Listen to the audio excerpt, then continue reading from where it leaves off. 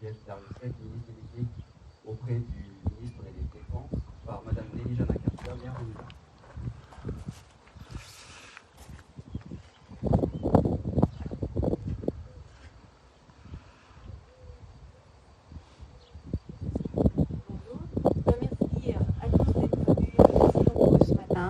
Pour cette commémoration. Alors, je vais donc vous lire le texte. 8 mai 1945. Par 2 fois, l'Allemagne a signé sa capitulation sans condition. Pour l'Europe, la délivrance est là, la guerre est finie. Enfin, après tant de souffrances et de désolation, après tant d'espérance et de luttes acharnées, même les épreuves les plus douloureuses ont une fin. Même les tempêtes les plus dévastatrices s'achèvent. Une joie bouleversée emplit les cœurs. Les drapeaux ornent les fenêtres, les embrassades se noient dans la liesse populaire. Derrière les larmes de joie, celles de la peine affleurent. Personne n'oublie les villes ruinées, les vies dévastées. Personne n'oublie que l'humanité a payé le plus lourd tribut de son histoire. Notre monde en fut à jamais changé. La Seconde Guerre mondiale est une rupture pour notre civilisation qui se sait encore davantage fragile et mortelle. 76 ans plus tard, reliés par notre mémoire commune et épris de la même reconnaissance, nous nous unissons par la pensée et par notre hommage pour saluer le souvenir de celles et ceux qui ont combattu et abattu le fléau nazi. Pour notre pays, rien ne fut simple. Ce combat prit de nombreux visages et la victoire mille chemins. Malgré les ardents soldats de Montcornet, d'Abbeville, des Halles, de Saumur et tous ceux de 40, l'ombre de l'occupation, de la division, puis de la collaboration, a jeté son voile obscur sur la France.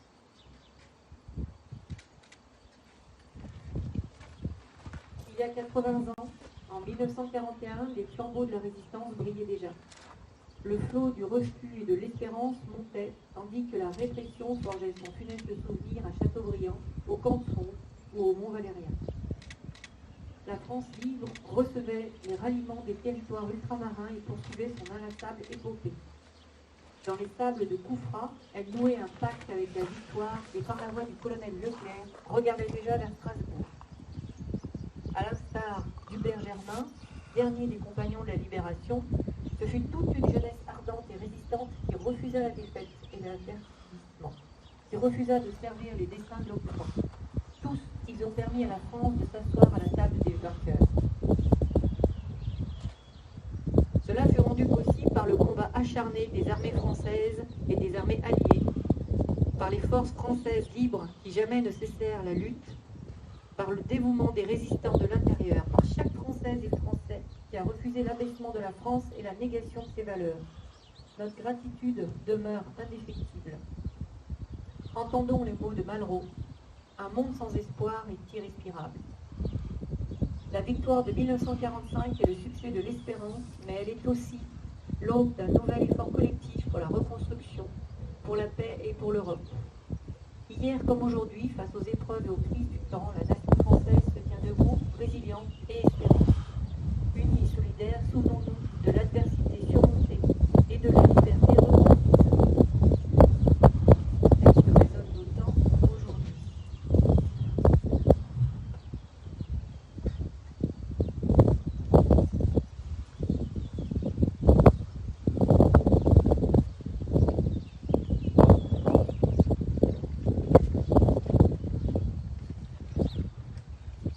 Nous allons procéder au dépôt de la gerbe.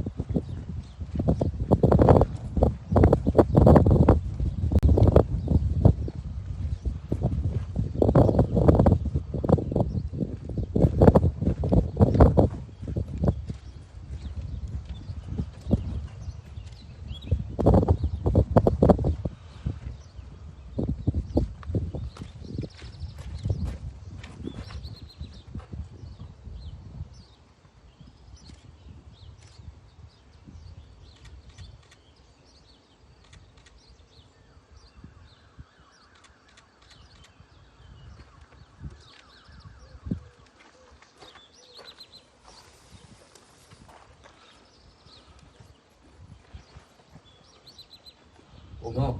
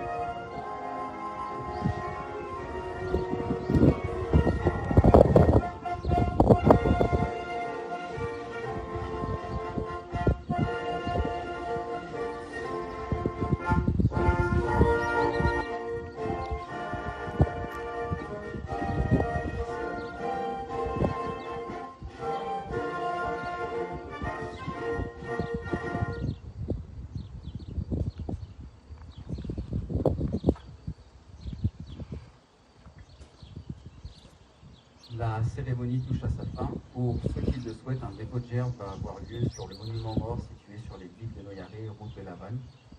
Et sinon, en raison du contexte sanitaire, la cérémonie ne pourra pas se